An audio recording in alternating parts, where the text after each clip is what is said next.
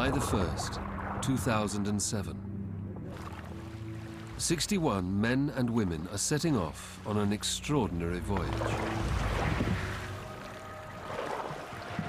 They're sailing 1,000 miles in the world's largest Viking longship. 900 years on, the ship has been painstakingly built using authentic Viking tools and methods. Their mission is to discover just how ships like these made the Vikings the rulers of the sea.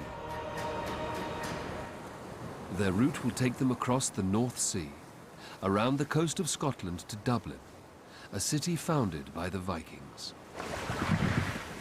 Just like the Vikings, they will have to eat, work, and sleep on a cramped, open ship. On the way, they'll face physical hardships.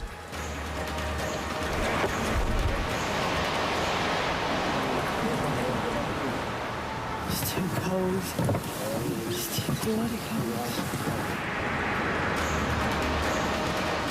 Huge waves.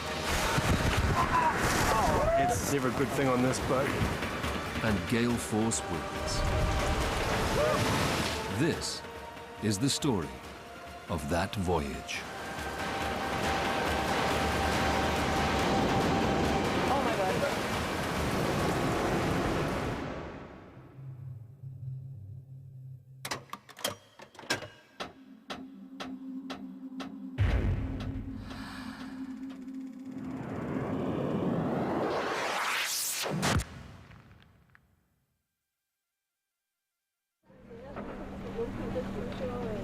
It's a special day for the small town of Roskilde in Denmark.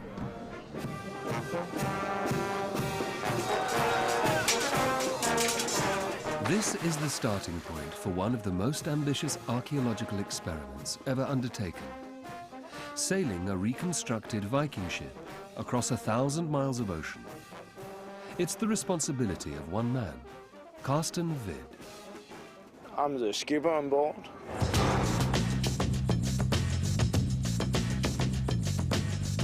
I'm responsible for the navigation, for the sailing. To sail a longship like this, it's the biggest longship built in many hundred years, and nobody knows how to sail it. The Sea Stallion took 10 years of planning, 4 years of building, using authentic Viking tools and materials.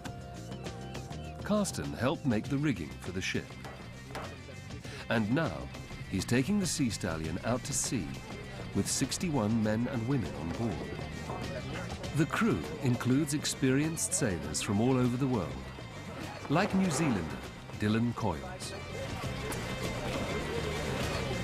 The group I trained with, we were so different. There were some that were Jehovah's Witness, there were some that were very different political points of view, but one thing we all had that joined us together was sailing, and I really enjoyed that. There was no arguments, we just all loved sailing. At home in Ireland, Diarmaid Murphy is the skipper of his own boat, but here he's just one of the crew. I've done a lot of offshore sailing and stuff like that, but in a Viking ship with so many people, could get quite claustrophobic, I reckon, after a week or so, and I don't speak any Danish. We are so many people on board. We're living very close. I think we have a little less than 1 square meter each. And we have to live there, sleep there, work there, eat there. That's all part of the experience for Hans Jakob Andersen, a 29-year-old adventure seeker. G'day. We're all volunteers. We knew what we signed up for. This is not going to be a comfortable journey. It's going to be smelly, it's going to be cold, it's going to be wet. As captain, one of Carsten's duties is choosing the crew and putting them through months of training. We can't get 100 top-tuned longship sailors. They don't exist anymore. So we are a group of good sailors on board, and then we can take some other people.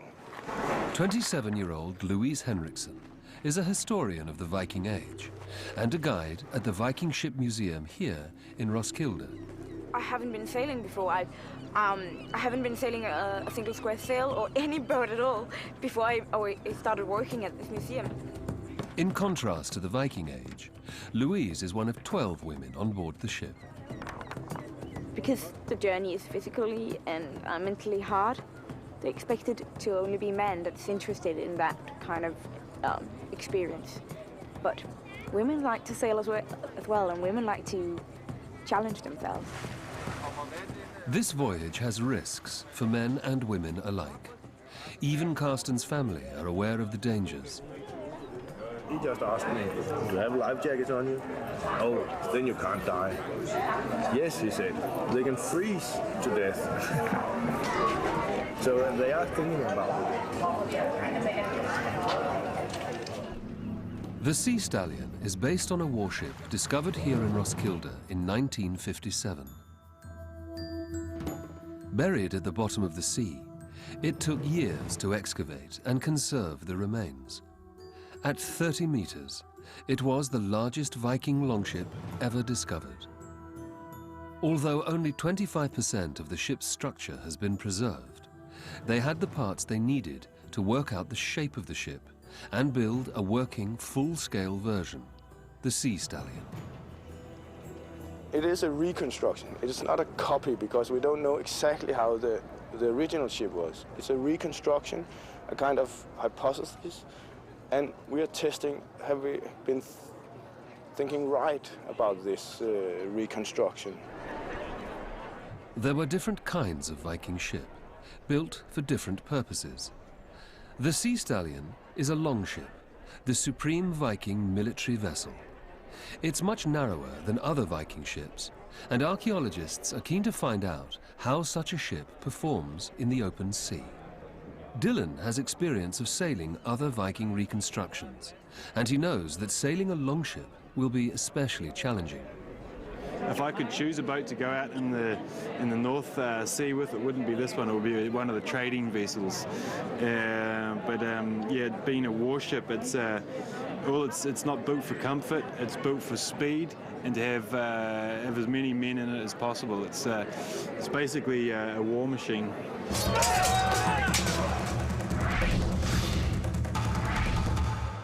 You can feel it everywhere.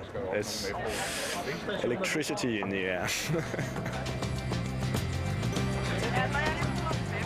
My little daughter, she cried, crying and crying and crying. I am beginning to feel a bit anxious. I'm beginning to have butterflies in my stomach. No, Ave Caesar, those who are about to die salute you. I've been thinking about all this now for years. So I think, okay, let's go now. We're off. It's perfect. It's a good feeling.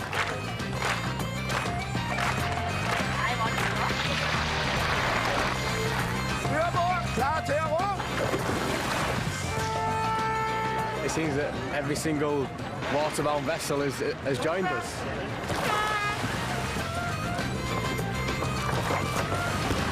We're firing cannons at us.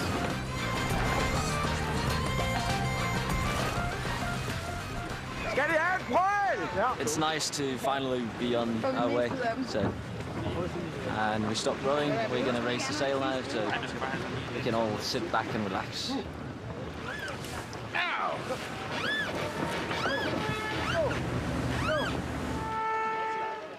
Although the ship has 60 oars on board, it's the sail that's the main power source. When fully raised, it measures 112 square meters. It's made of woven flax and dyed with natural pigments like ochre. Today, the wind is perfect, blowing from the south.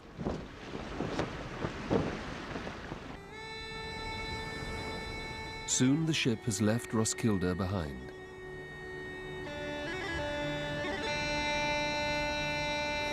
The plan is to head north to Norway, then across the North Sea to the Orkney Islands, through the Hebrides and into the Irish Sea. The destination is Dublin, a city founded by the Vikings and ruled by them for more than 3 centuries. By analyzing the wood of the original Viking ship, archaeologists discovered it was built using trees felled near Dublin in the summer of 1042. The project's aim is to test sail the replica in its home waters, but that means a journey of 1,000 miles through unpredictable seas.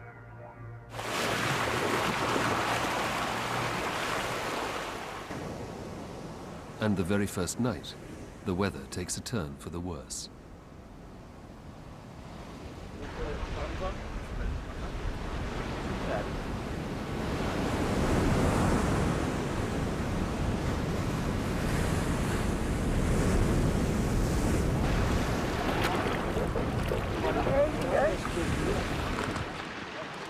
Carsten the skipper is taking a break from the morning watch. So, first 24 hours sailing, how's it been? Very good, very quick. Not so good weather, but still good wind. We've been sailing around 160 nautical miles, so that's very good. One day in, and the conditions are every bit as bad as Hans Jakob feared. It's been cold, it's been wet, there's been a bit of seasickness. I don't think anyone slept that much. You managed to get any sleep? No, not at all, not at all. Yeah, maybe some minutes, maybe half an hour. And I've been a little seasick, I think, because I'm so tired. Only 48 days to go.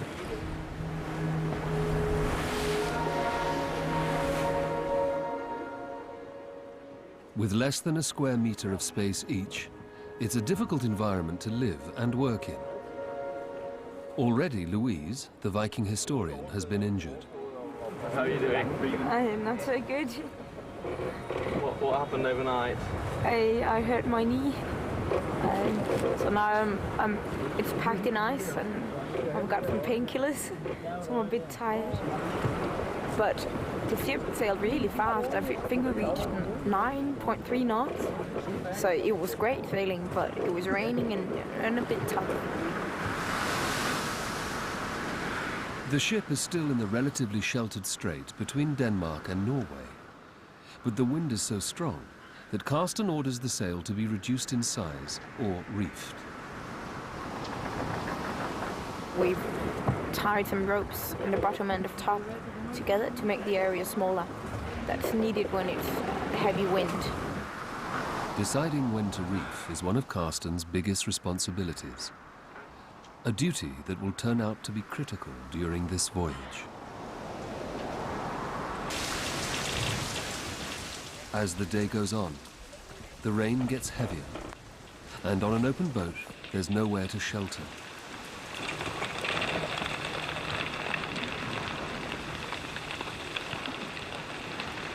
Well, it rained all night, and it rained all morning, and it's been raining all afternoon.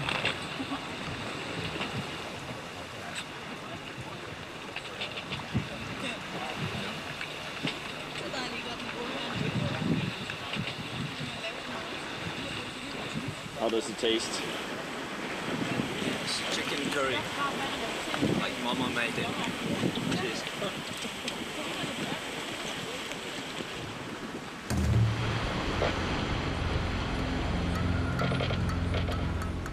The waves are up to 4 meters high, large enough for the ship to surf down.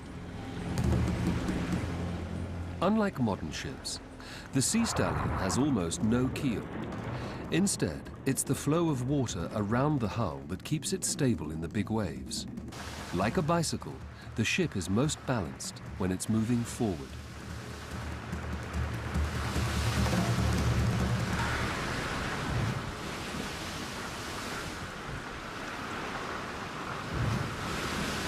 The ship seems to be handling the wind and waves, but the weather is taking its toll on the crew.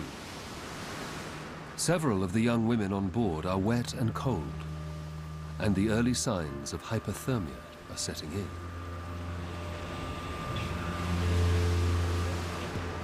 in. Louise's condition is also a cause for concern. Her knee injury is preventing her from being active, putting her at particular risk from the cold. The only way to get them dry would be to move them to the support ship Cable 1 that's accompanying the Sea Stallion for the first half of the voyage. But in the big waves, transferring them would also be risky. With conditions deteriorating, Karsten decides to take the risk and transfer them.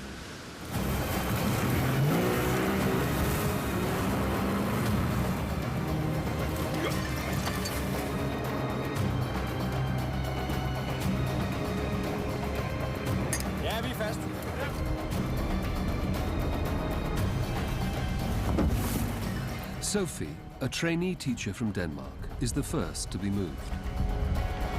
Well, I've been cold since midnight. I've been freezing, I've been shaking, shivering, and I've been putting on more and more clothes, and I couldn't get warm again. So Karsten looked at me around 8 o'clock and said, "I think it would be a good idea if you go to Cable 1 and get a hot shower and some coffee." So I did, reluctantly, but in the end, I think it's a good idea. But I would like to be out there because that's where I'm supposed to be. But tomorrow I'll be wearing woolen underwear and woolen trousers as well, and a woolen jumper, and my survival suit, and big boots, and a hat, and gloves. Taking no chances. Louise also makes it on board for some medical care. Had some painkillers, and now I'm going to tape it so I can walk on it, and then it's back to the Sea Stallion. I don't want to miss a minute. With the wind now at force 7, the rest of the crew continue sailing into the night. It's about 11 o'clock. It's pouring down again. Everything is soaking wet. And it seems that we might be in harbor 2 o'clock in the night. After 36 hours of intense sailing, the Sea Stallion reaches the coast of Norway. They've sailed 275 miles at an average speed of 7 knots.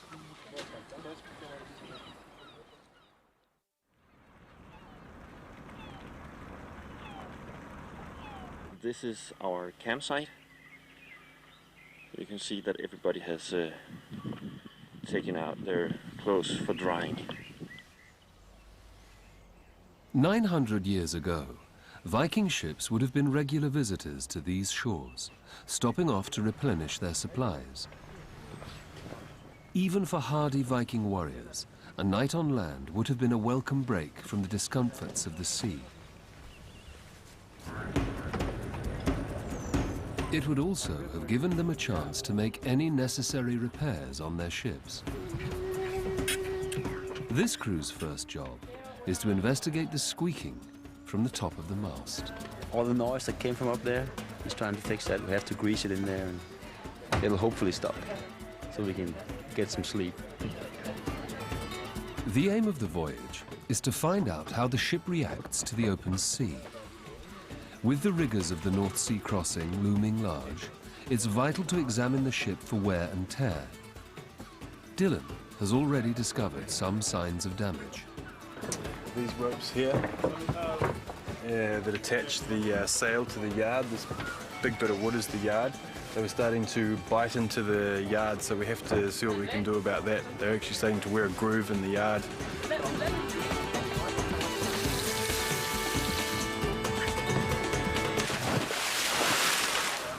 61-year-old Canadian Eric Nielsen is one of the oldest and toughest crew members. But even for him, it's been a challenging start. It was a lot of rain. The rain was relentless, it seemed. They just never stopped. And, it was rough, that's for sure. There were a lot of people were suffering. A lot of people were cold and wet, and hypothermia, I guess, was setting in on a couple of people. But for 23-year-old David Short, a student from Greater Manchester, it's all part of the adventure. We didn't come to, to go low in a boat in a pond. We're supposed to, this is the whole challenge for the crew in the boat is these conditions and the long sailing stretches. It's been a tough start, but actually one of the best starts we could hope for, so that we can really prepare ourselves physically and mentally for what's ahead when we get out into the North Sea. The winds of the last few days have died out. So today the crew have to take to the oars. They're going to row up the coast of Norway, bringing them a little closer to the Orkney Islands.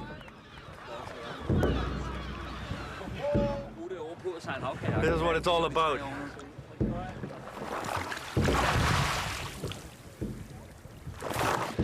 I hope for the wind, because this will be tough. The ability to maneuver, even when there is no wind, was one of the great advantages of the longship. The Sea Stallion has 60 oars on board, but will usually row with 30 of them, whilst half the crew rests.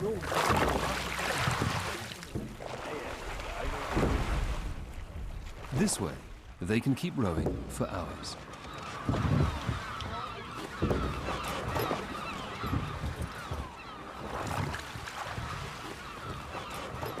But progress is slow. They only make it a short way along the coast to Lindesnes, the southernmost tip of Norway. It's a perfect point from which to head west across the North Sea.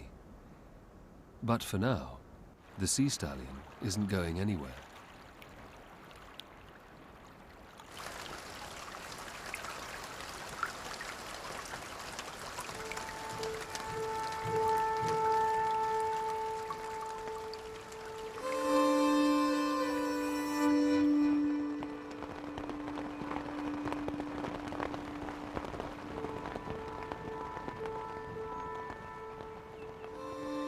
As captain, Carsten has to decide when to attempt the North Sea crossing, and that depends on the weather.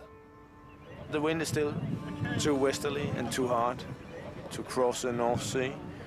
We don't go out if the conditions are dangerous. We wait. Good morning, and now the shipping forecast issued by the Met Office. At 0, south at 0. South or southwest, 3 or 4, veering west, 5 or 6 later. Becoming northwest, 3 or 4, rain later, moderate and good. The Vikings too were at the mercy of the weather and could be stranded in one place for a long time. In the sagas you often read about boats coming to maybe a big farm, a rich man, and he's taking care of them.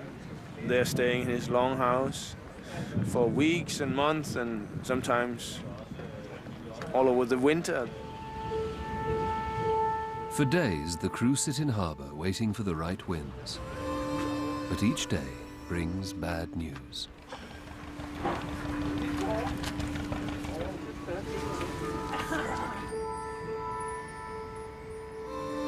It's really bad. Everybody's trying to figure out what to do. It's terrible. It's just terrible.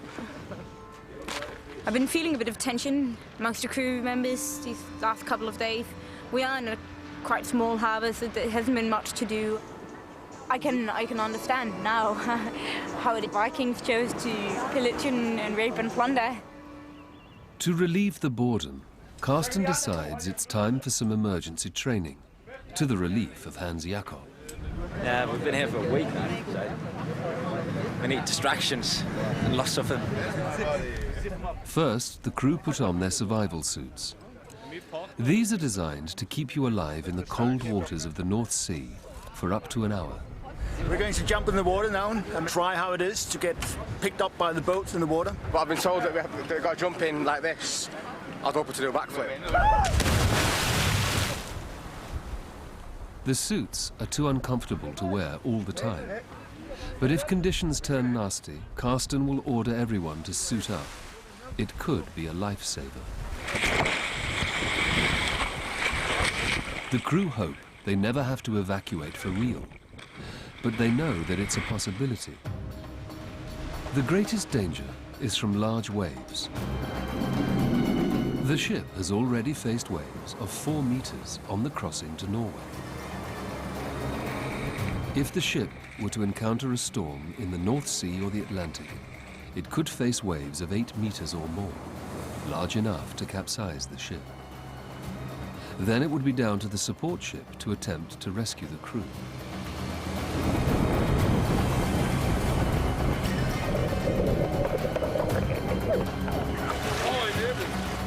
As an experienced sailor in Ireland, Diarmuid is used to being in cold water. It's refreshing. It's quite good, actually. A little bit dry. Got a small dart of water down the front of the suit, but I don't think I had the collar closed properly. So, you know, it's good to try that out now. After 9 days stuck in harbour, finally Karsten gives the order, prepare to sail. Goodies for the night. Chocolate and peanuts and biscuits.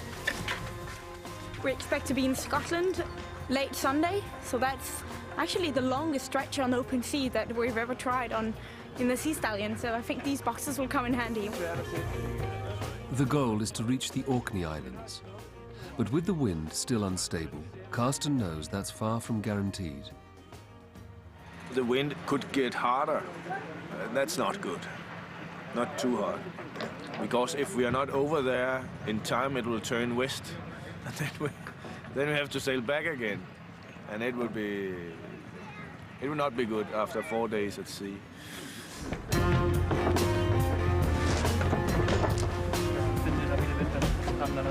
The waves are going to be huge.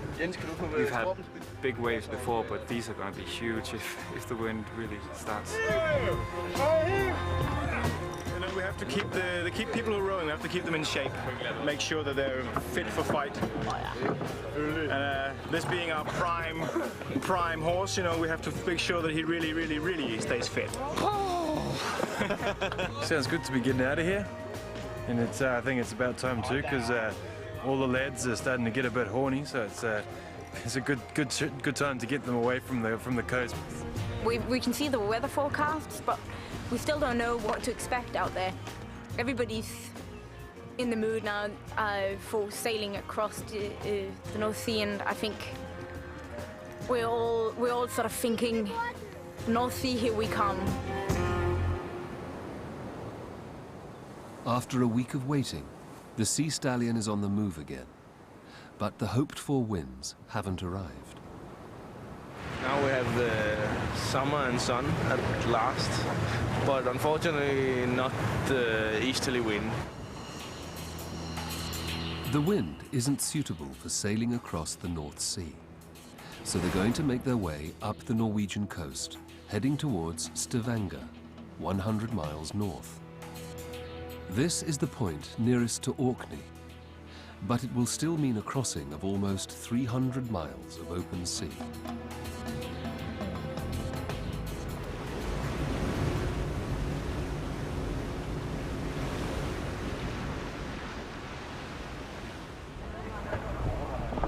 The voyage isn't only an experiment in sailing, it's also a social experiment.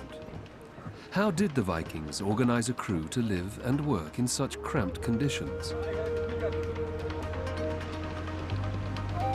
For this voyage, they're using a traditional Scandinavian system that dates back to the Vikings. The ship is divided into 6 sections, known as rooms. Each is a social unit with its own responsibilities.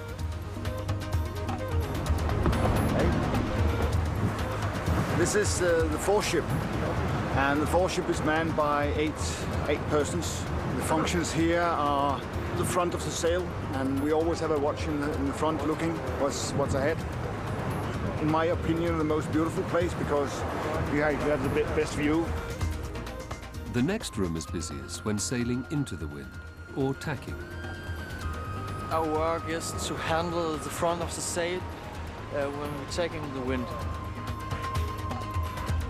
It's the best room. This is the midship, and we're centered around the mast. We take care of the center sheet, which is helping shape the sails. There's a lot of rope, though. Often have a rope hanging in your face when trying to sleep. Most corny humor, but the funniest and the nicest people. Just behind the mast is the drag room. When we're sailing close to the wind, we have to make sure that the sail doesn't catch backwind. And we make sure there's no water in the bottom of the boat. That's our job as well. It's the best room in the boat to be in, yeah. Near the back is the aft room, where Hans Jakob works, sleeps and eats. We handle the braces and the sheets. We call it the sun deck back here because it's generally warmer. Yeah, it's very nice. As you can see, they're not sleeping, they're smiling. Finally, the headquarters of the ship, the lifting. I'm here as a skipper, and the first mate and second mate are here, and a helmsman. You can overview everything from here. You always know where we are, where we're going to. Sometimes it can be a little difficult to get the information out. They're sitting and, oh, where are we going? Tell us. And I understand them, really, I understand them. We forget. It becomes sort of your family when sailing. These are the people that you're close to when sleeping, eating, and resting.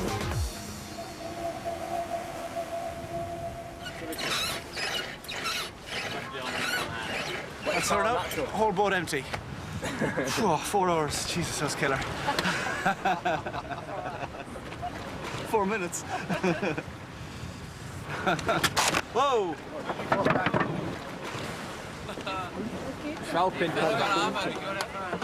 Without warning, one of the large wooden pegs has splintered. The shroud pin just snapped. Now we need to change it. The shrouds are the vertical ropes that keep the mast securely in place. There are 5 shrouds on each side, and they have to be kept tight using wooden shroud pins. Is that what broke off? Yeah. Difficult to say what's the problem. Dylan has been sailing wooden ships for years and thinks this won't be a one-off. When the boat builders made this pin, they made it straight, but now it's bending like a bow just before you fire an arrow. So yeah, my money's on this one next. So, The aim of the voyage is to test the Sea Stallion to see if the reconstruction is correct. Dylan thinks that the pin breaking might be evidence of a design fault. For the shrouds to have any effect, they have to be extremely tight. And the tighter they are, the more pressure there is on the shroud pins here. It was right from the beginning, it was one of the things I always wondered about with this boat, is because the angle is so sharp, either the boat may have been wider or the mast may have been shorter. The shroud pin breaking was only a minor problem. But the ship has another far more serious fault that will put the crew in danger. For now, all is calm. And it's time for lunch. Each room looks after its own, which usually consists of Danish rye bread. But not for everyone. Not partaking of the old bread. We have our own stash of non-rye variety. The lead bread is for the Danes. We have lead bread. We've got white bread of some description, which is a little bit easier on the keep it quiet though. On the palate and the stomach, I think.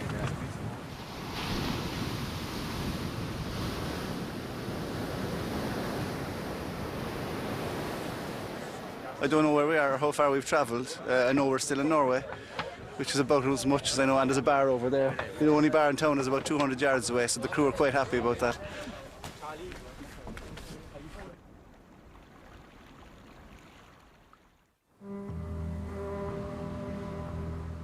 The next morning, the winds are still not suitable for crossing the North Sea. So they have no option but to sail on up the coast. The rain is back, and unknown to the crew, a vital part of the ship is near breaking point.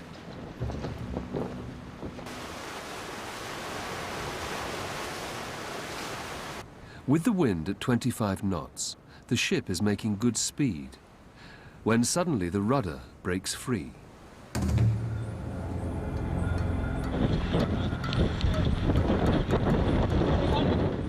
The leather strap that attaches the rudder to the boat has snapped, leaving the ship unable to steer and vulnerable.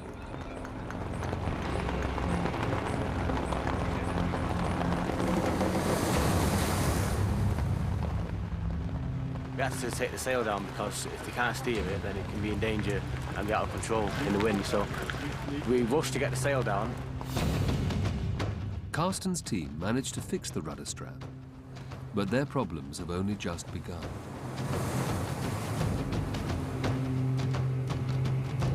And I'm not sure exactly the reason why, but when they put the sail up again, there was something wrong with the top corner. It was bunching in some way. So we have to take the sail down again to try and fix that. With the sail now lying across the ship, it is at the mercy of the waves. Worse, a rope has snagged on the sail. The only way to free it is for someone to climb out along the yard. One of the crew members attempts to untangle the rope, but without success. Because the ship is no longer moving through the water, it's much less stable and starts to rock violently.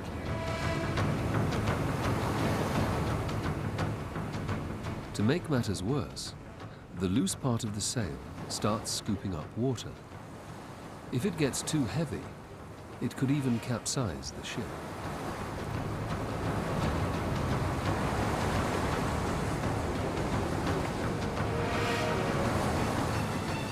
Unable to loosen the rope, they have no option but to cut it.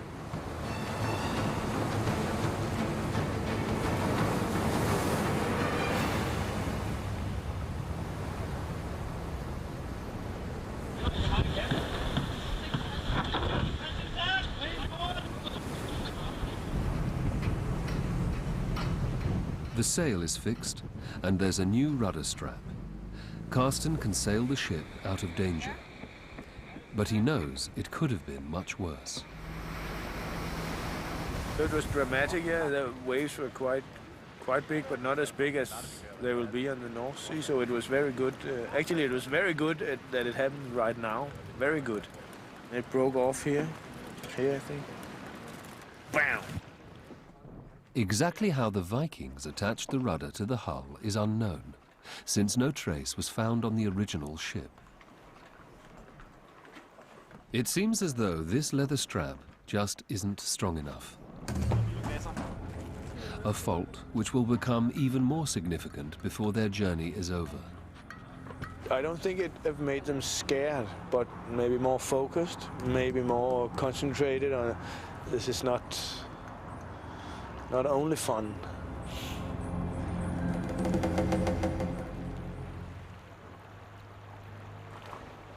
At last, the forecast is for easterly winds. So late at night, the crew prepare to set off for the North Sea. It's the longest single leg of the voyage, and the first time the Sea Stallion will have faced so many days and nights at sea. So Dylan, you're off?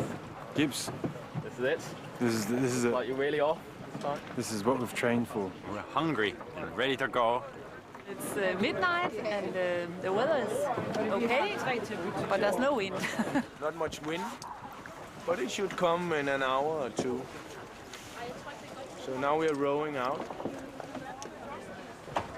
on the sea. We have 1 or 2 hours rowing. As you see now, we will be out for 4 nights, and that's a long time. I'm a bit worried about that. How much can we take? Because there was a lot of rain coming. A lot of rain. Just set off from Norway on our way to Orkney. It's about 2:30 a.m. People are trying to get to sleep. Finally off.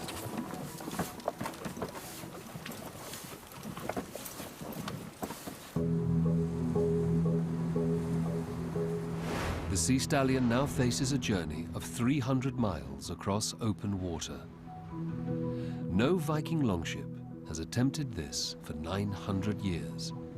Just as then, everything depends on catching the wind. The morning is supposed to bring with it a good easterly wind, ready to carry them across the North Sea. Eric can finally take a break from rowing. I'm a little bit chilled actually, but that's probably just from the rowing, I guess. And a little bit sweaty and wet and so clammy. Leaving the harbor was nice. But when we reached the open sea here, we've been pretty much becalmed. There's almost no wind at all. We're sailing 0.1 knot, I think, and it's practically staying still here. And I'm a little disappointed of the North Sea.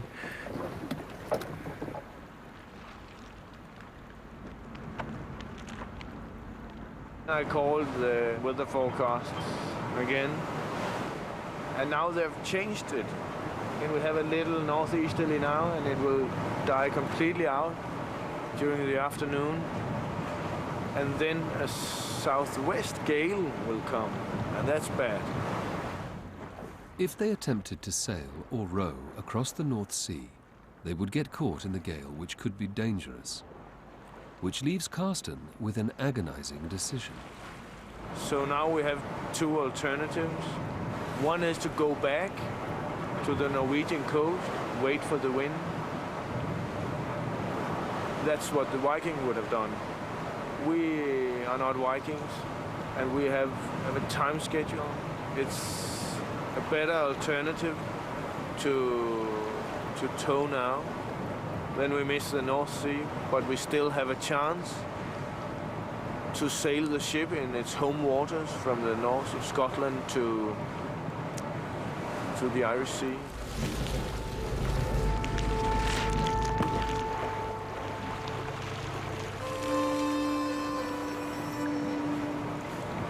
Hard decision. Reluctantly, the Sea Stallion must take a tow. It was a bit disappointing because we had all been looking forward to sailing across the North Sea by ourselves, by sail. Without these deadlines, I think we would have waited till the right weather came, but we just don't have the time. To be able to say we've sailed over the North Sea in a Viking ship, I think everyone was quite looking forward to that, but yeah, that dream's gone now anyway. So we towed and we've put up the tents across the yard. But now the decision has been made, and now it's up to us to deal with it.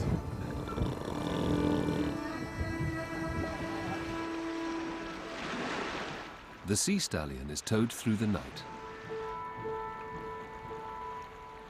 But next morning, there's good news for Louise and the crew.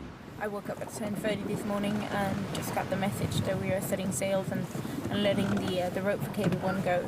So that was nice. To the relief of the crew, the Sea Stallion can release the tow and sail part of the way across the North Sea. It's nice to be sailing. Hopefully the wind will pick up.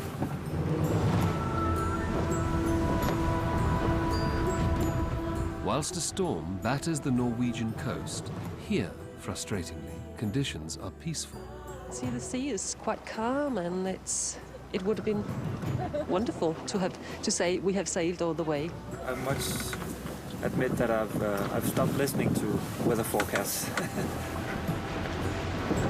Even with modern technology, the Sea Stallion has been at the mercy of the unpredictable weather. For the Vikings, sailing the North Sea meant a journey into the unknown. No one knows how many Vikings perished in the North Sea, but driven by the desire for glory and riches, Viking warriors were willing to risk everything to reach the British Isles. For the crew, that goal is now just a few hours' sail away.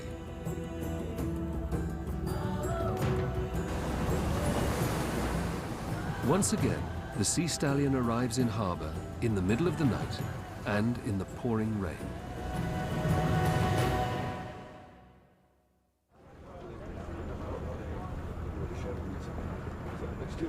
Vikings are coming. Well, actually, they're here. They arrived. 100-foot replica long. The crew wake to find themselves local celebrities. Before Columbus was even born, let alone had the idea.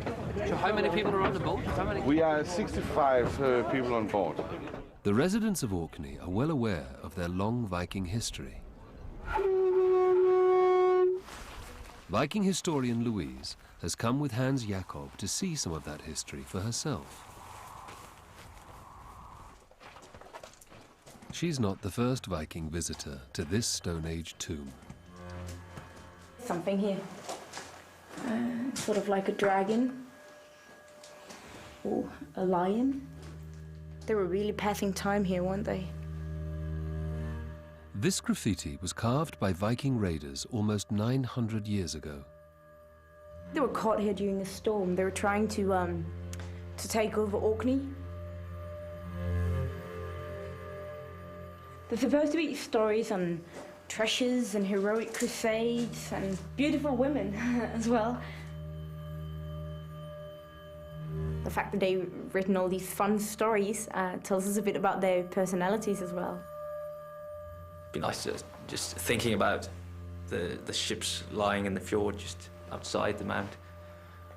And, them sitting in here passing time, joking about, as we do today. A Viking warship would keep close to the coastlines and cross open sea on the shortest distances between land, which was probably the route that we've been taking with the Sea Stallion, going up the north coast and crossing over to Orkney. It's time to leave Orkney, and for a change, the weather is ideal. Last night, Carsten emptied his pockets, and he found this coin, special coin that was given to him, and we're pretty sure that that's our bad luck coin, because he threw it away. And now the sun is shining, and everything seems to be all better. Yeah, with this weather, it's fantastic. It's good. Yeah, it's meant to be. I'm not superstitious at all, but just to be clear about that. And now we have perfect wind.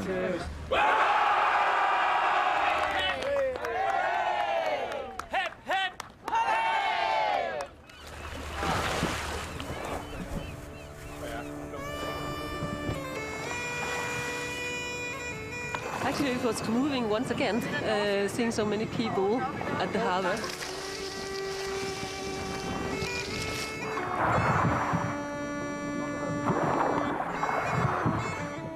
Ahead of them, they have what Carsten knows could be one of the most dangerous stretches of water.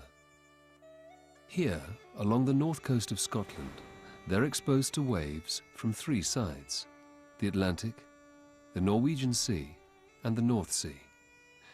But for now, the winds are light and the sea is calm. So Carsten decides to sail on through the night. People who are on duty, being very quiet, whispering, just enjoying the quietness, enjoying the view. It never really gets dark at sea in the summer night. The calm weather means a clear night, but that brings with it the cold. Already the temperature is dropping fast. Sleeping bags aren't allowed in case the ship capsizes during the night, so the only protection is from woolen blankets. There's different watches throughout the day. You'd be on from, let's say, 8 until 12, or 12 until 4, or 4 till 8, whatever. So half the crew sleeps. The other half, like I'm on watch now at the moment, so my job is to keep an eye on a certain part of the sail. When sailing like this, without tacking, being on watch is quite calm as well, and you don't really have to do a lot. You can just sit and talk.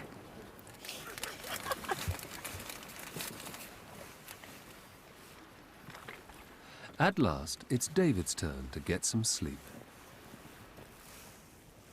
Yeah, it's the watch change at 12 o'clock, so they're getting out of bed and we go to bed. And then at 5 o'clock, they'll have the privilege of waking us up. It's turning out to be the coldest night yet, and Sophie has to force herself to get up. I'm now on shift, yeah. Did you have a good sleep? No, it's too cold. It's too bloody cold. So how long are you on for now? 4 hours, until 4, then I'm banged underneath the covers. Oh, I can't wait.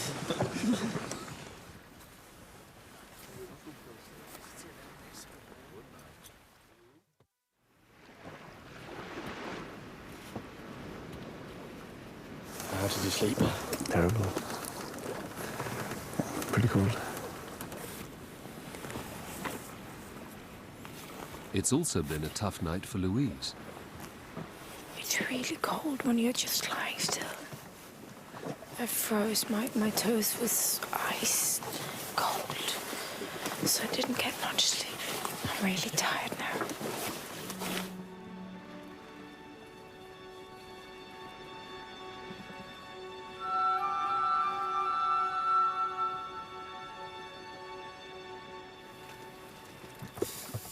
This morning, like every morning, there's porridge for breakfast. What's this? I think it's porridge soup. It has to be porridge, but it's a little bit thin. I'm sorry, fish. Nej, tak. Why don't you like it? Oh, slimy and lumpy and I don't know. Normally I like porridge, but on this trip it's just I've had too much of it already, I think. Some people think that it gets too boring. Not me. It's no more different than waking up beside the same woman every morning. Nah. Might as well have porridge every morning. Part of the experiment is finding out exactly how much food the crew consumed during the voyage. So, everything is recorded. That's the job of Solveig, one of 2 cooks on board. We put sugar and butter in it as well, and raisins and peanuts and cinnamon and jam. It's a good carbohydrates. Helps to keep the stomach going well, so you can also go to the toilet and not get constipation. The toilet itself is simple, but effective. It sits there. When you're done, there's normally another bucket here that you wash out the bucket and everything goes in the sea. You feed the fish.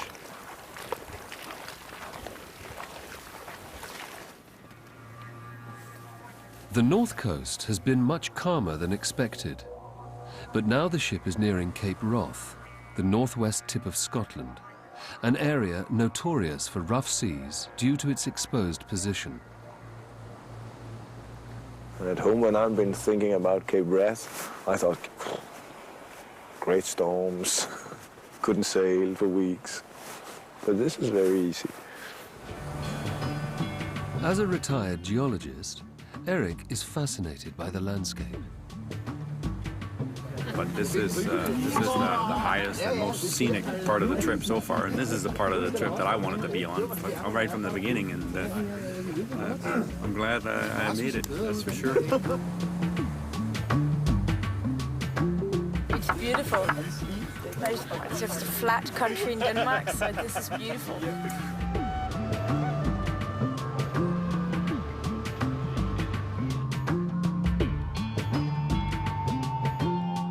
They've now sailed over 600 miles. They're halfway through their 7-week voyage, and despite the long wait in Norway, they're back on schedule.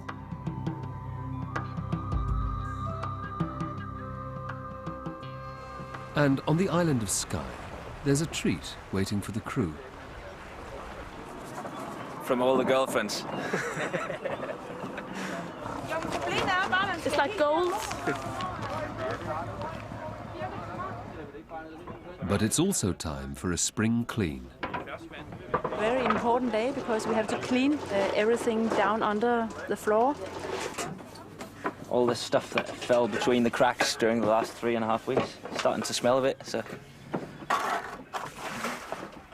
Peanuts and bread and cheese and fish. Pieces of sausage and bread and stuff laying in water for 2 weeks.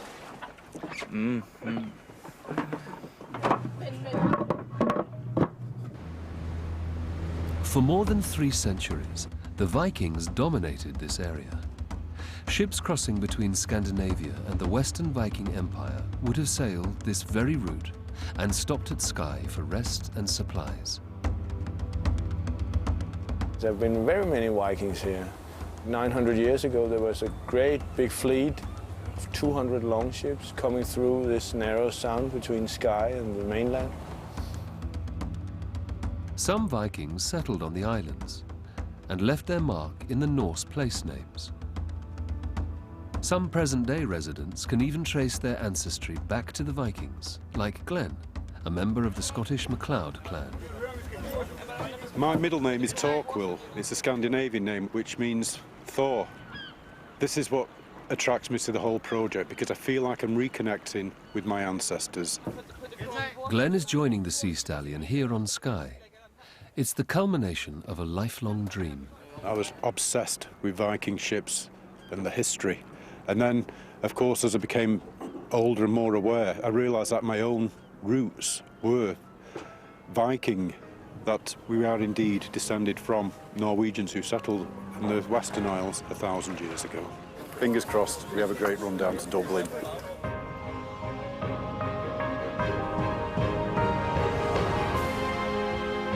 They're now sailing through the Inner Hebrides.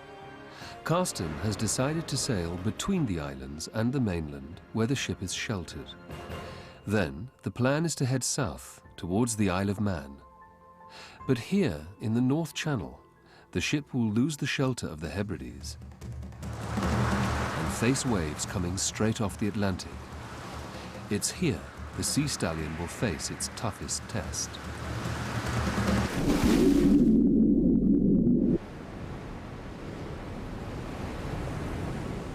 The next day, an old problem returns.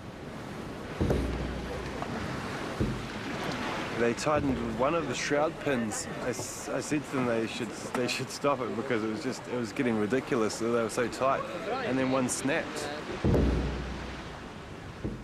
then I asked them how many do you have to break before you stop tightening them, and they just kept on doing it. And they broke another one. Now we've got no shroud pins left because they've snapped 3 of them already. It's worse than bad seamanship. It's stupid. Dylan is worried that one shroud pin breaking could start a domino effect. Like we've got 5 shrouds on one side, and as soon as one snaps, then there's going to be a lot more pressure on the 4. And then if another one snaps, then it's basically just 3 shrouds taking all the pressure. And it could be a potentially dangerous situation. In fact, it's another part of the ship that will turn out to be the real danger.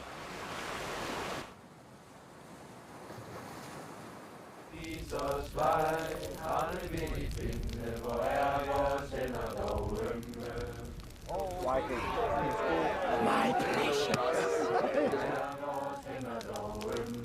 Well, we have had some beer and a lot of whiskey, actually. Fine.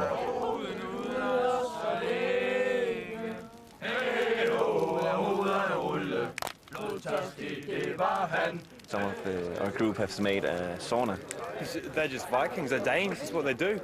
They get naked, they get into a hot sauna, get really cooked up, whiskey down into the ice cold water back in, and Love it. Love it. Lad folk, de råbte højt i kor. Gud i himlen, sikkert er en smør til nord. This scene tonight, you know, even though we're modern day people, we could very well be on a Viking camp 1,000 years ago, because the area is virtually unchanged from that period, and it's just likely that the longships did come and anchor here on the way to Dublin all those years ago.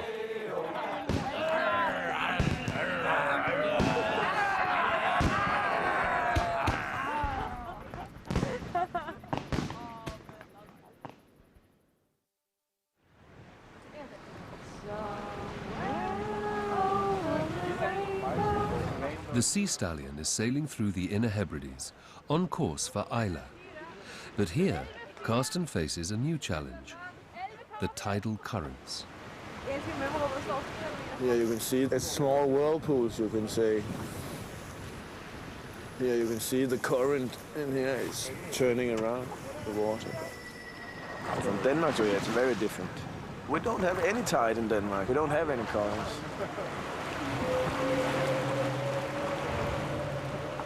Can be quite dangerous because at certain times, depending on winds and tides, the Atlantic is swirling round these islands. They're actually whirlpools, and sometimes you can actually see the spout, as if the water was going down the bath. I've only seen it in pictures and books before now, and to go through, wow, you know, this is quite an experience. With the help of the currents, the ship reaches a new top speed. We actually reached Speed of 12.5 knots with the currents assisting us. We were really moving, so it was just incredible.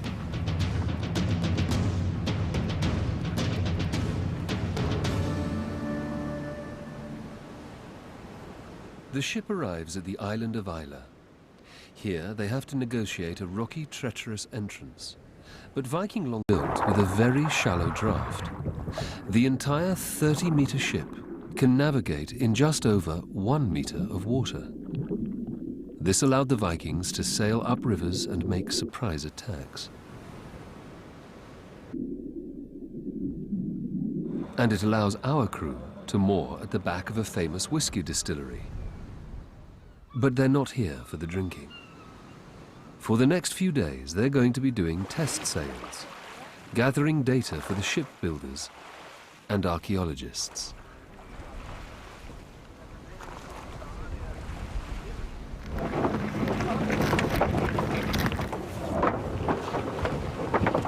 We simply test how fast does the boat sail on the different angles of the wind and the different speed of wind. How fast does a boat go against the wind when you're attacking? To get some precise figures. Now we took the sail down and tried to row against the wind to compare it with the tacking. What's the best, to tack or to row?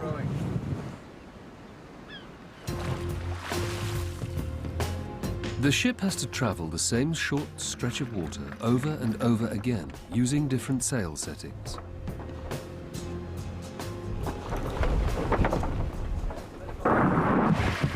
It's important research, but hard work. I really don't like rowing that much. I do sometimes, but today I'd rather just sail with the sails up and sit in the sun and enjoy the nice weather.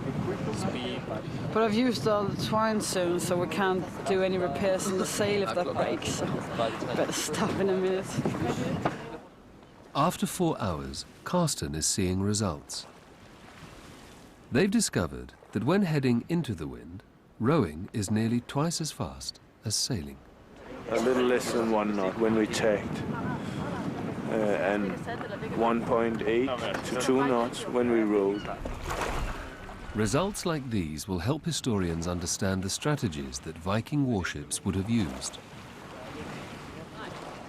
But test sailing isn't universally popular. The wind's perfect today, we should be out of here. This test sailing business is absolute waste of my time. So, yeah. We've been through hell to get here. We've been getting rain and I don't know this and that, and now that the wind is perfect, we should strike when the iron is hot. We should be out of here. We should be sailing down to where we're meant to be going. But instead, we're just sitting here, pissing around, testing if the boat can do this and the boat can do that. We could have gone down there now, but down in Northern Ireland is not a good place for making these test sailings. There's a lot of current in the North Channel and around Rathlin Island, a lot of current. So it's better up here. So we have to make these test sailings. That's part of the project. What Karsten doesn't know is that stormy weather is on its way.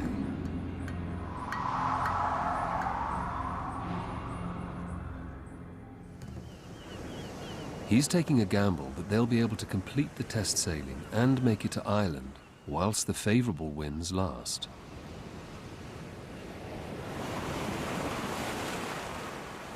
At least the prolonged stay in Islay has given Glenn a chance to see some of the island's history. This place is the stronghold of the MacDonalds, who are the Lords of the Isles. And the MacDonalds and the other great clans, the MacLeods, which I am, we ruled the west of Scotland for centuries. At the feet of the warrior, there's the Highland Galley, which was a descendant of the Viking ships, which was used in these waters. You can see the rigging, you can see the mast stays and the yard. It's got the classic Viking shape, double-ended with a high stem post and stern post. In every respect, it's a Viking ship, which is just slightly adapted.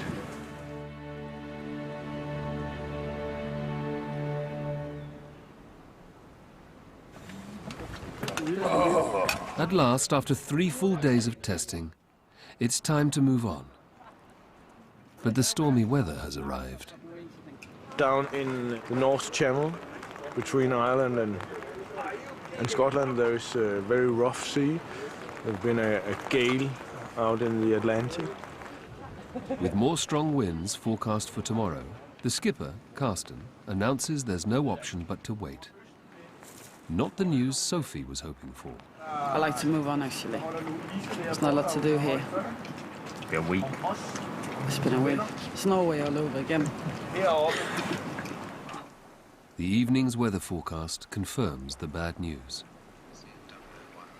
Today, Monday the 6th of August. There are warnings of gales in Fitzroy, Hebrides, Fair Isle and Faroes, increasing 6 to gale 8, perhaps severe gale 9 later.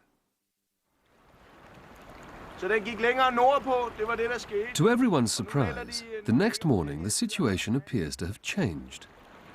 And Karsten come into our tent and said, "Get up, we are sailing." It was a surprise, you can call that. During the night, the storm started moving north instead.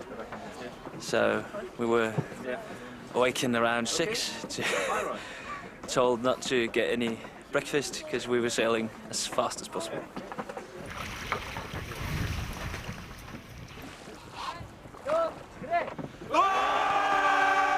I understand we're heading towards the Isle of Man, perhaps, and so that should take us probably the next better part of the next 24 hours, I guess, 20 hours or something like that. And we seem to have a nice winds, so it should be a nice sail.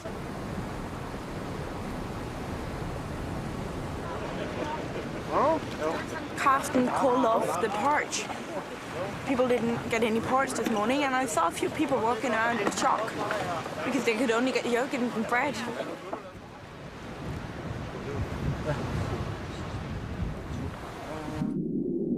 Just a few miles out to sea, there's a problem. Once again, it's the rudder.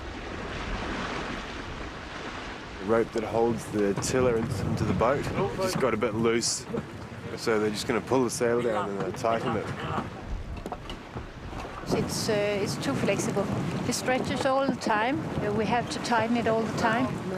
Vibeke on the helm has been finding it increasingly difficult to steer. We're going towards rougher sea, and makes it dangerous actually. We don't want to have any more problems with it, so now we put on the reserve. This knot on the end was here when we started, so it's been pulled out.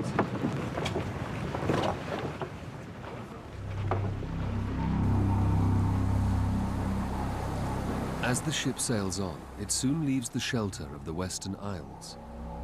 Here, they're exposed to waves sweeping in from the Atlantic.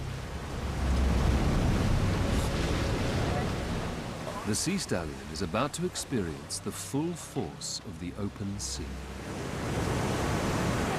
You can hear and you can see it's a little bit rough here right now and wet as usual. As the winds get stronger, Karsten orders everyone into their survival gear.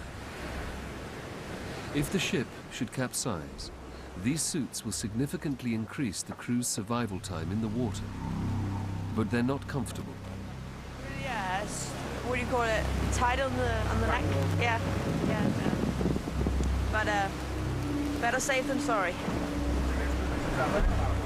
It takes time to change the clothes because it's slippery and it goes up and down and the waves come in and you have to, your duty to...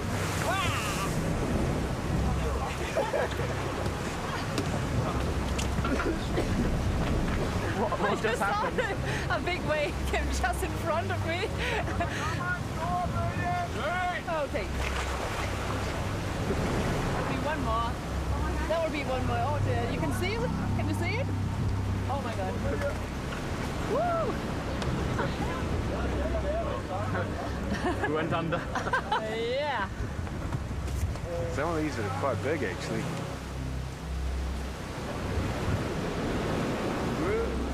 The one thing I'm concerned about is the rudder. That's shown to be the weak point in this boat. The leather strap holding the rudder has already snapped once on this voyage. But if it were to break again in these conditions, the situation would be much more serious. The sail has already been reduced in size twice. As the wind increases to force 7, Carsten orders it to be taken in further.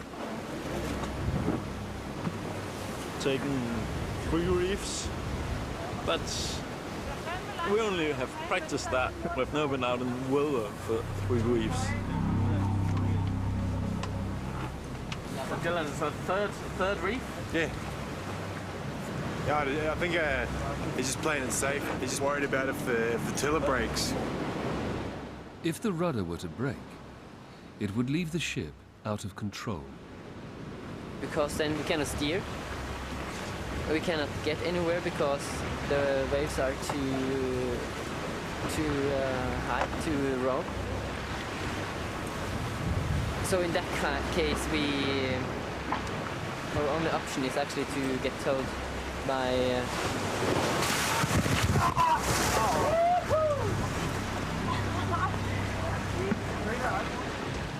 How's your sandwich? Oh, it's nice and salty now, with a bit of seawater.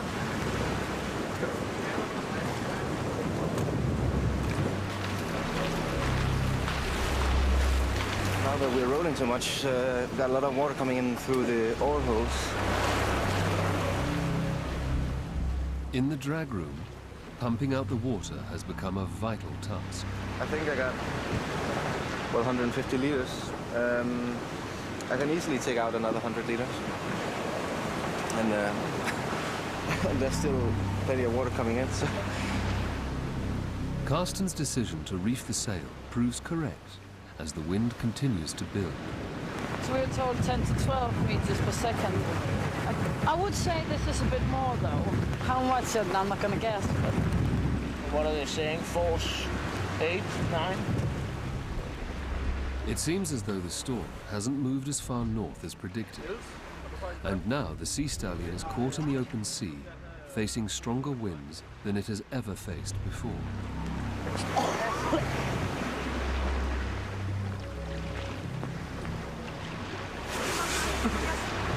Is he okay? I think he's a little bit seasick, but that's normal. The weather's pretty rough.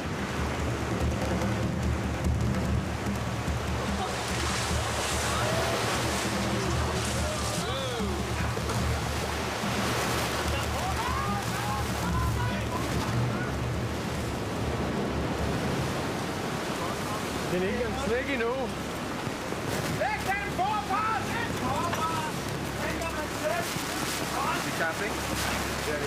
Release the front stay. And they had to shout it like about 5 times too many times. In that situation, once and it happens about a split second afterwards, what's going to happen is we're cutting around, we're going to get... Okay. Hvad skal vi bjerge sejle? Det kan sejle der.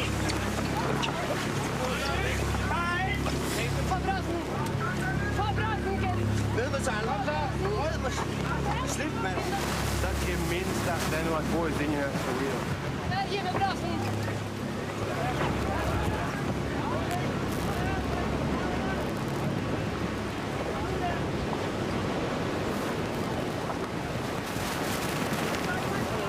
It's not looking too good.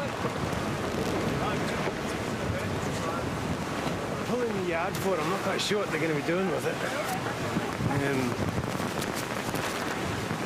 I think they're just trying to get the yard into the boat.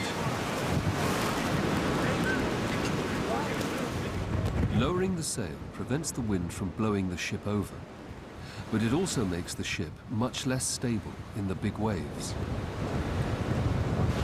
Never a good thing on this boat. On most other boats, it's safety, but on this boat.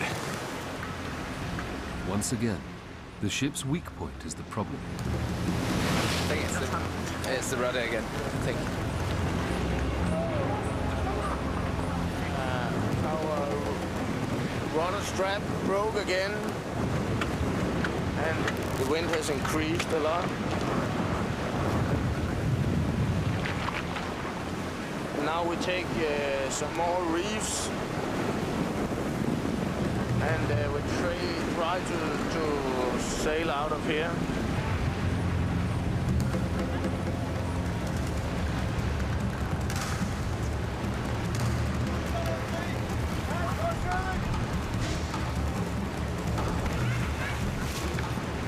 We're making the sail smaller because there's so much wind right now. We're trying to make it as, yeah, I think it's the last rope, so now we can't make it any smaller.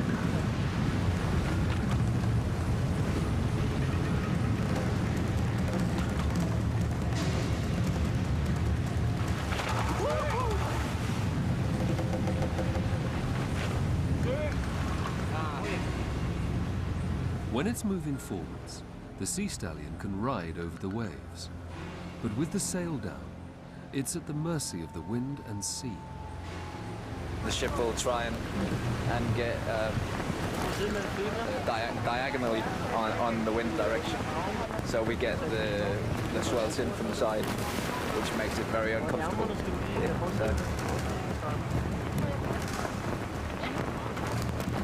But they're working on it.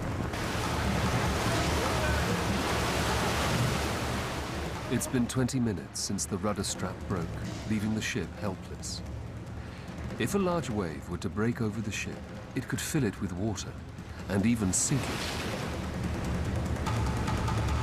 This is probably going to be bigger in a few minutes, so hopefully we'll get that rudder fixed.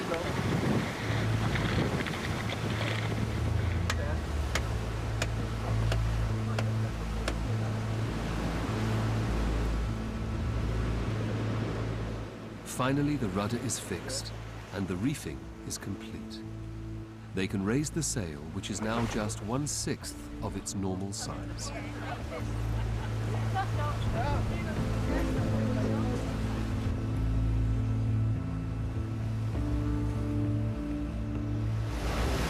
We got the sail back up. You can see it's very small now. It's been reefed right to the limit of capability. And, right now we're just floating along, doing, what was 7 knots? 9 knots. 9 knots for almost no sail.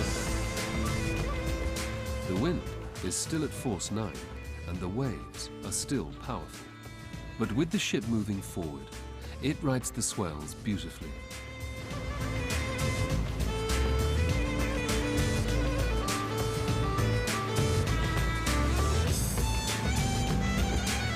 The sun is shining and we're drinking coffee and eating cakes. It's been Carsten's toughest test, taking him and the ship to the limit.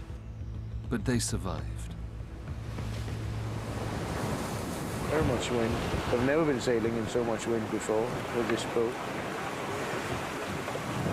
We have this weak point, the rudder, but everything else seems to work very well, very well. In later centuries, shipbuilders abandoned the side-mounted steerboard and started using a central rudder, as modern ships do. This storm and the dangers faced by the sea stallion have helped us understand why. It has been the Voyage's great moment of archaeological insight. Thankfully, the cost was not too great.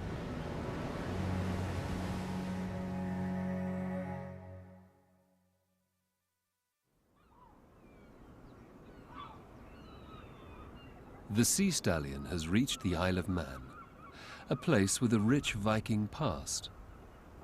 In the 10th century, the Vikings founded a parliament here on the island that still rules to this day. But for this crew, it's a place of rest.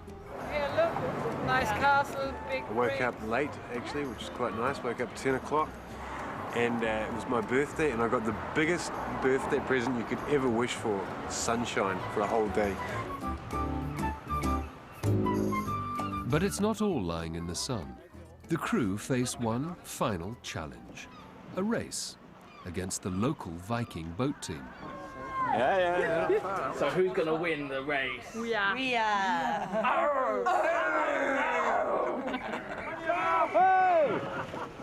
For the women on board, this is a chance to show that a mixed team can compete against the 10 beefy men from the Isle of Man. Come on, see Stallion! See Stallion, see Stallion, see That's good! Trying to sail into each other.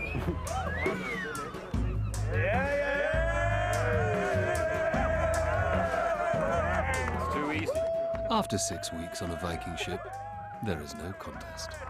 It's a completely different style of rowing. The locals there, they're using their arms. They've got big, powerful arms, and that's how they do it. The way we're doing it, they use their backs and their stomachs and their arms, the whole body.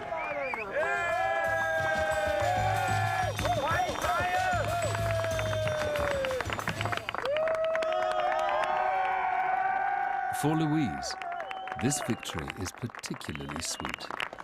5 women on board and 5 men, so they were beaten by half women crew, yeah.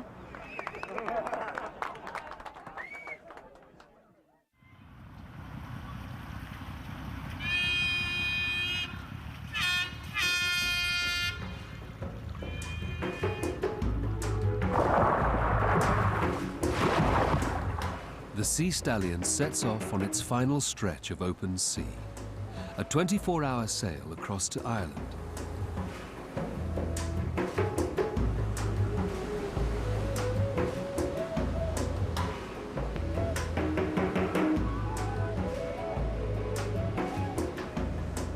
This time, the ship glides over the big ocean waves with ease.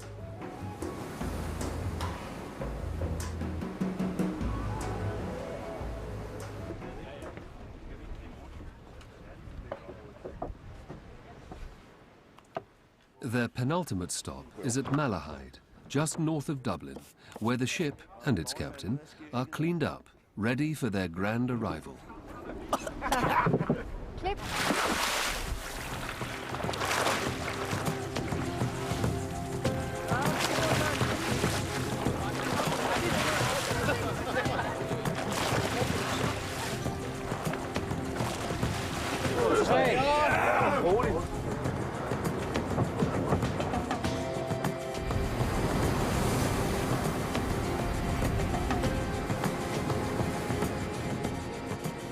The ship has traveled 1,000 nautical miles during 220 hours of sailing.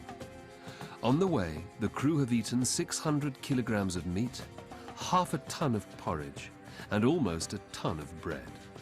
They've sailed through gale-force winds and the wettest summer on record.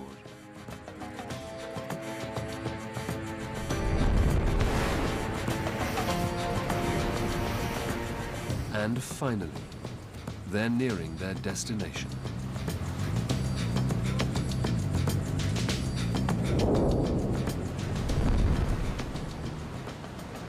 Whoa, that's close.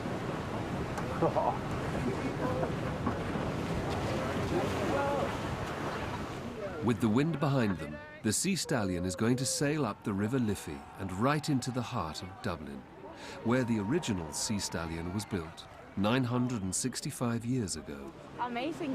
There's a lot of boats here, just like when we left Roskilde.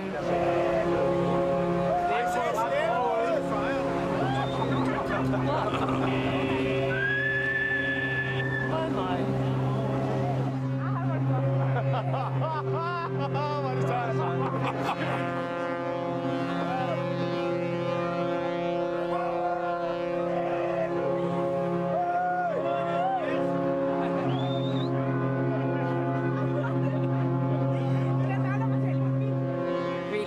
Now.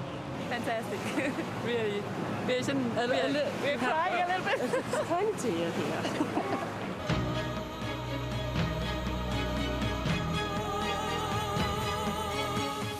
We made it in one piece, with the boat still in one piece.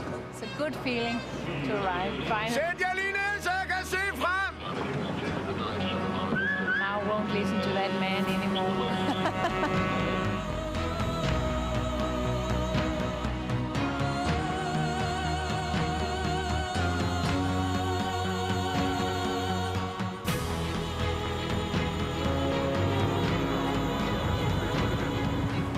kind of woke me up a bit to just how important this is. Coming in here with a Viking ship, first time in 1,000 years, and just as luck has it, the wind is just absolutely perfect. It's magnificent.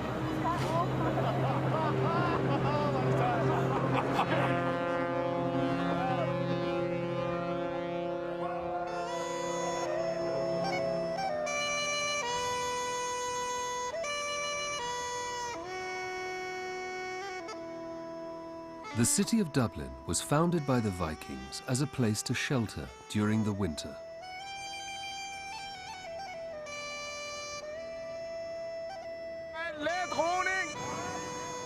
They occupied it for 300 years, and it was a key stronghold in the Western Viking Empire. Ships like the Sea Stallion were built here and sailed the North Sea. Now this Viking ship has come home.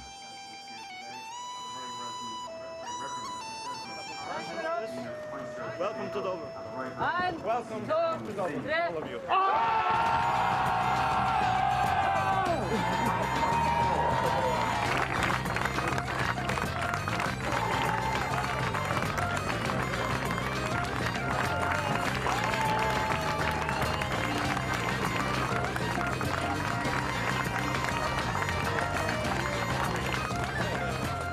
We done it.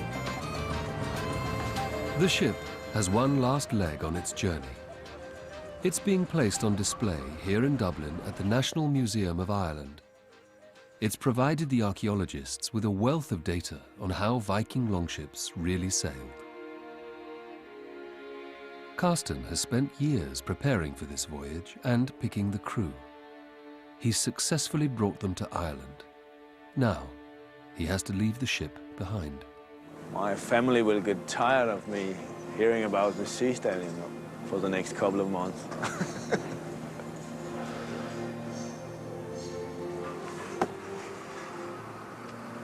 Good horse. The Sea Stallion will stay in Dublin for a year. This summer, it will make the return journey round the south coast of England, back to Denmark, with or without the same crew. I think we'll do it again next year. Sitting here in the rain, I'm not sure. Definitely, definitely. I'm going to wait for a couple of months and see what happens, but yeah, I've got a feeling I'm not going to be back next year. Yeah. Why? Oh, I don't hate myself enough. For Carsten and the crew, it's been the experience of a lifetime.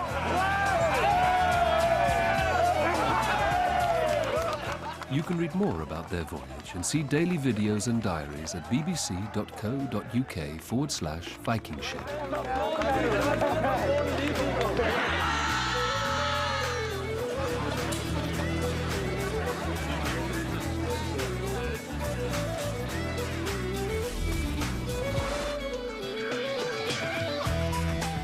And tomorrow night, TimeWatch is back with the real bloody story of Omaha Beach. That's at 9. Next tonight on BBC 2, have I got old news for you? Tarantino's revenge thriller Kill Bill Volume 2's on BBC 3. And on BBC 4, a unique brand new episode of Stingray, specially put together by creator Jerry Anderson.